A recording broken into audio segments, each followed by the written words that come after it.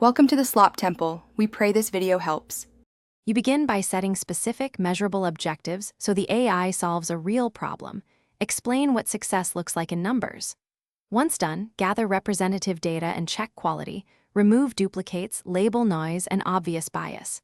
Make sure to pick the right approach: a prompt for small tasks, fine-tuning when behavior must change, or retrieval augmentation for up-to-date facts.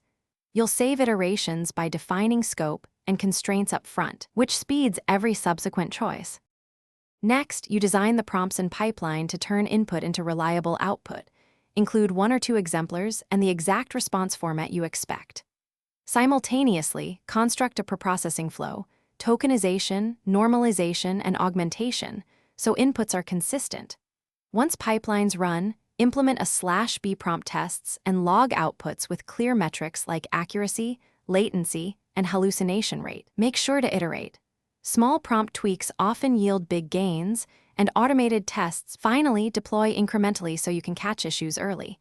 You should use canary releases and phased rollouts to limit blast radius.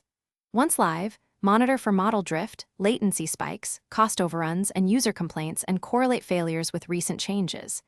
If things go wrong, have validation gates and simple rule-based fallbacks to prevent harm, and be prepared to roll back. One troubleshooting tip: when outputs degrade, compare recent inputs, prompt changes, and data drift logs to pinpoint the root cause quickly. Thanks for watching. Consider subscribing if we helped you.